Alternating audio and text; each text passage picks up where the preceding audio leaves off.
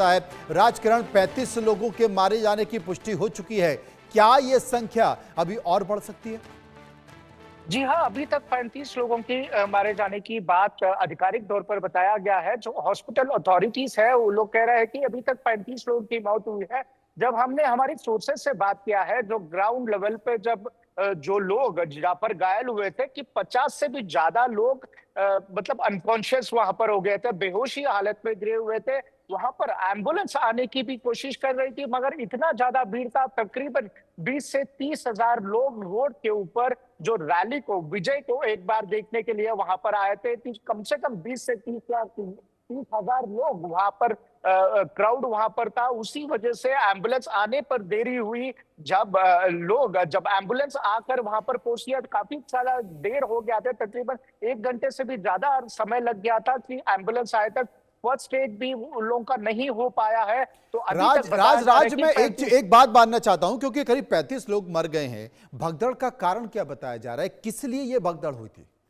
जी, अपने सोर्सेस से जब हमने बात की है, तो विजय जो ऊपर जो स्टेज, जो गाड़ी के ऊपर जो विजय बात कर रहे थे, उस समय एक छोटी 3 या 5 साल की लड़की वहां पर गुम हो गई थी। तो उस लड़की को ढूंढने के लिए अपने कार्यकर्ता जो फॉलोअर्स वहां पर आए हैं, उन लोगों को मीटिंग को संबोधित करते हुए उन्होंने बताया कि एक छोटी सी लड़की यहाँ पर गुम हो गई है, उनके पेरेंट्स रो रहे हैं, तो उनको एक बार देखिए कहकर इस तरह की बात कही है। जिसके बाद ये पूरा ताहुज, मतलब जो भगदड़ उसके बाद मचा है। तो वही कारण बताया जा रहा है कि विजय ने बताया कि एक बच्ची यहाँ पर गुम हो गई है, उस बच्ची को ढूंढने के लिए अपने कार्यकर्ता हो या पर जहां पर वहां पर फॉलोअर्स आए थे, उन लोगों को बताया था। उसके बाद ये भगदड़ मची है, जहां पर 50 लोग बेहोशी हालत में वहां पर स्पॉट पे गिरे हुए थे। तकरीबन एम्बुलेंस आने के लिए 1 घंटा लग गया था।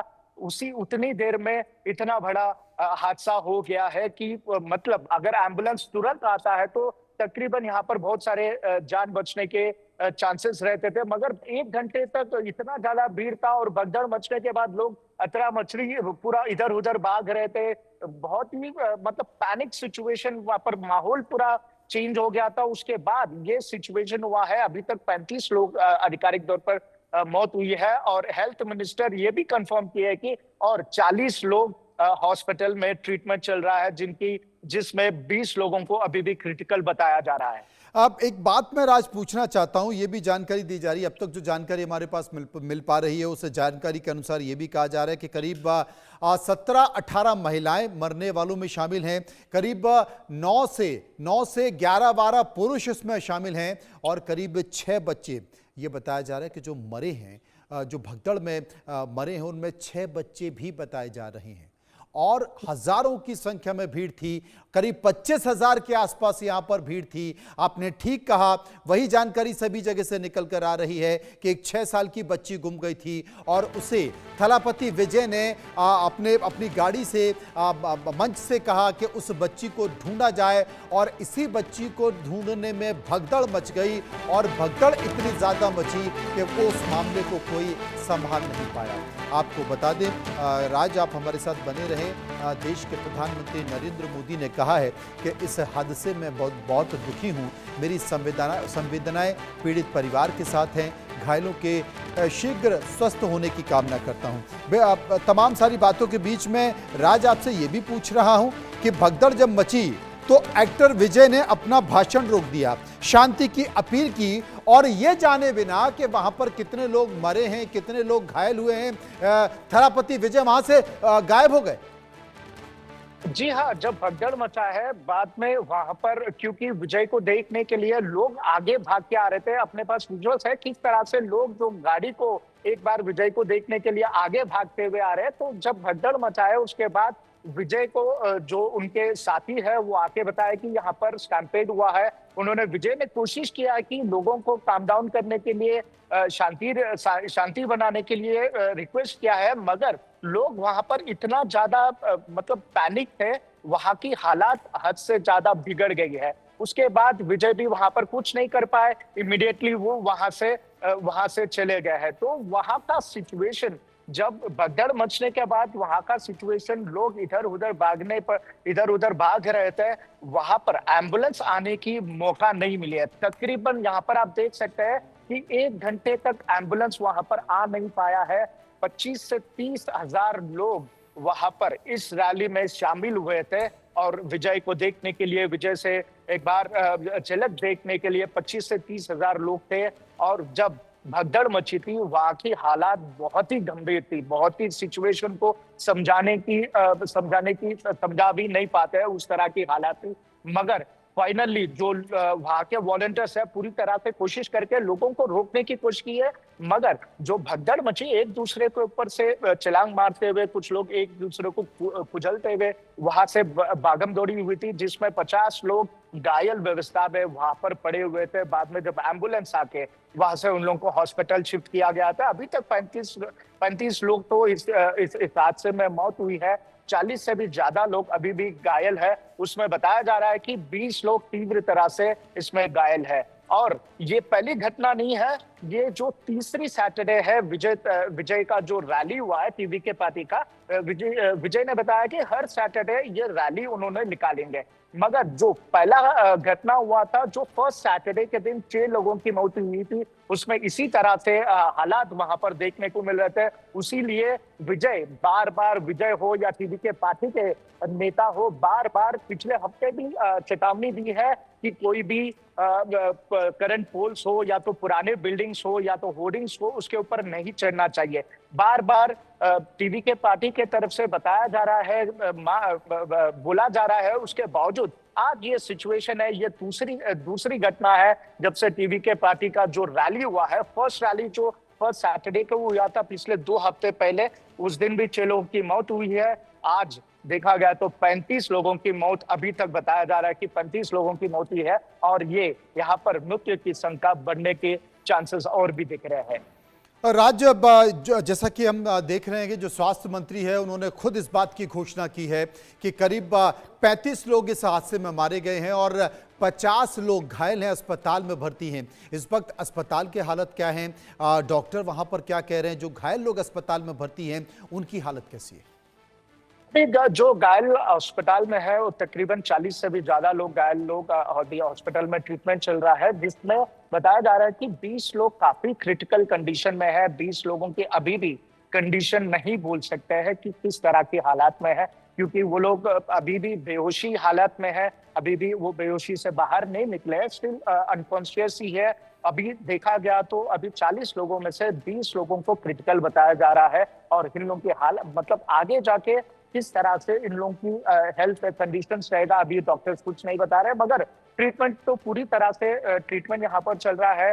तमिलनाडु के मुख्यमंत्री एम.के. स्टालिन भी इस पूरे घटना के ऊपर एक स्पेशल इंक्वायरी बिठाई गई है कि किस तरह से ये जो भगदड़ मचा है, कि किस तरह से हुआ है, क्या हुआ है, पूरा डिटेल रिपोर्ट देने की मांग करी है। और हेल्थ कंडीशंस नजदीक से हॉस्पिटल, यहाँ पर तमिलनाडु के हेल्थ मिनिस्टर भी अभी फिलहाल हॉस्पिटल के अंदर है। पूरा हॉस्पिटल में पूरी नजदीक से रह के पूरी तरह से व्यवस्थाओं को देख रहे हैं। डॉक्टर सभी लोग अवेलेबल है। अभी सिचुएशंस तो अभी कुछ नहीं बता सकते है ही, बताया जा रहा है कि 40 में से 20 लोग अभी भी हालात काफी गंभीर है। राज, आप हमारे साथ बने रहे। इस बीच हमने आपको देश के प्रधानमंत्री नरेंद्र मोदी ने जिस तरीके से सोशल मीडिया पर इस घटना को लेकर जानकारी दी है वो बताया। आपको बता दें कि देश के रक्षा मंत्री राजनाथ सिंह ने भी करूर रैली पर, थलापति विजय की करूर रैली पर मरने वालों के लिए दुख जताया है। रैली में हुए दुखद हादसे से वे बेहद दुखी हैं। निर्दोष लोगों की जान जाना दिल दहला देने जैसा है। शोक संतप्त परिवार को राजनाथ सिंह ने संवेदनाएं दी।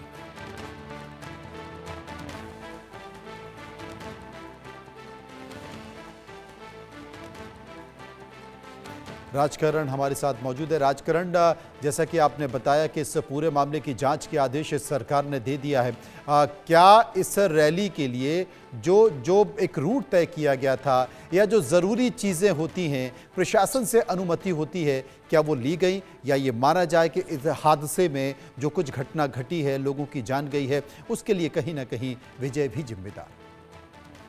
जी हाँ, जब परमिशंस की बात आती है, जो पहली सैटरडे को जो 2 हफ्ते पहले जो घटना हुआ था, जिसमें 6 लोगों की मौत हुई है, उसके बाद काफ़ी स्ट्रिक्ट इंस्ट्रक्शंस के ऊपर परमिशन दी गई है। टीवी के पार्टी के इस रैली के लिए काफ़ी स्ट्रिक्ट इंस्ट्रक्शंस के ऊपर दिए गए हैं। 10,000 से भी ज़्यादा पब्लिक नहीं आने की बात उसमें मतलब ओनली 10,000 10,000 लोगों की क्राउड की परमिशन दी गई है। मगर वहाँ पर जब बहुत ही नैरो रूट है, जहाँ पर आप देख सकते हैं जो करूर एरिया है, बहुत ही नैरो रूट है, उसके अंदर मतलब 10,000 लोगों की परमिशन है, वहाँ पर 10,000 लोग भी ज़्यादा हो जाते हैं कि वहाँ पर उतना नैरो रूट है, उतनी एकदम नज़दीकी एरिया है, छोटा एरिया है, वहाँ पर 10,000 लोग ही बहुत ज़्यादा हो जाता है। मगर इस रैली में 25 से 30,000 लोग इस रैली में शामिल हुए हैं।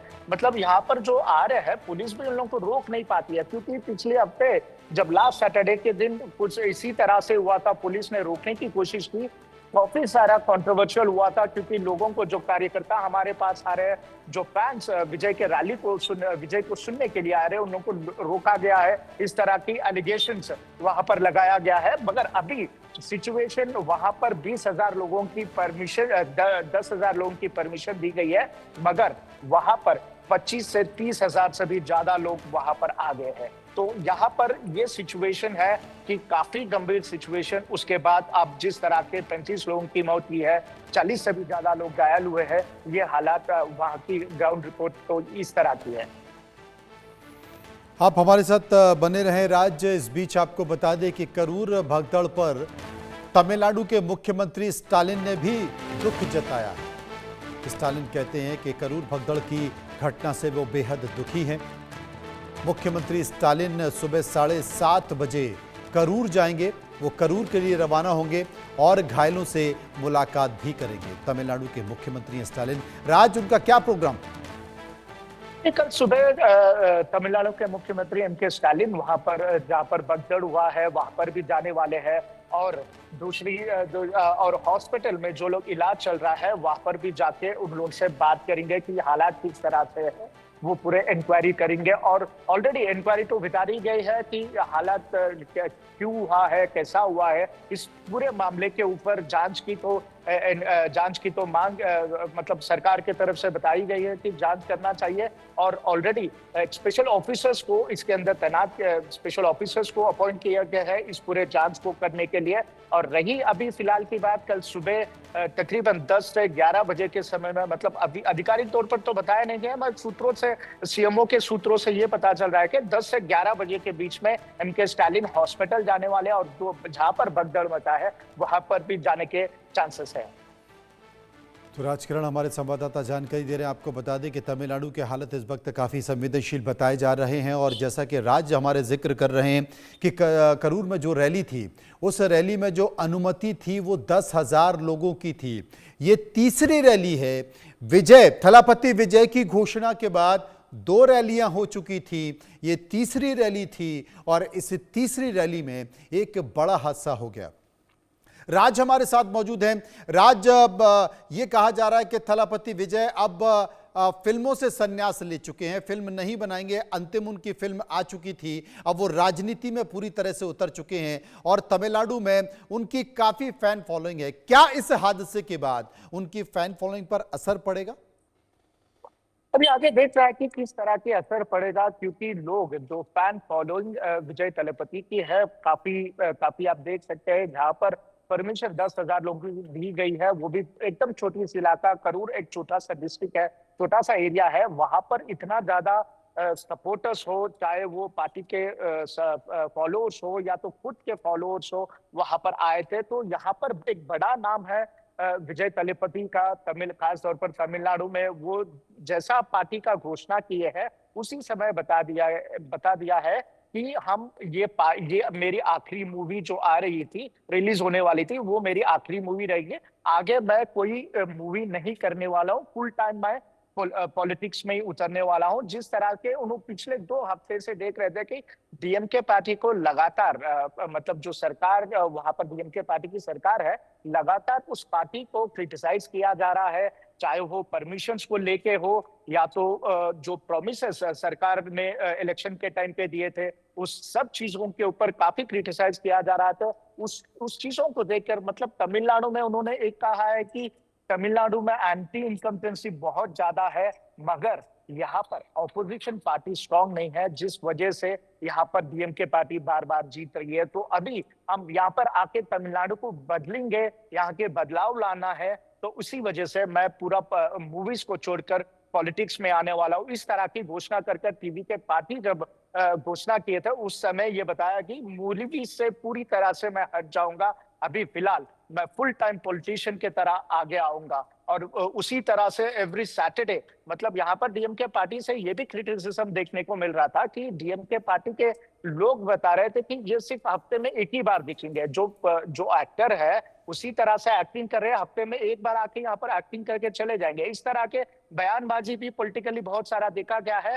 ये पूरा क्रिटिसिज्म के बाद अभी डीएमके पार्टी अभी देखा है कि आगे क्या विजय के ऊपर कुछ मामला दर्ज होगा, क्योंकि काफी सीरियस थे, बहुत ही रिस्ट्रिक्शंस के साथ ये परमिशन दी गई थी, बहुत ही कम लोगों को वहां पर आने की इजाजत दी गई है।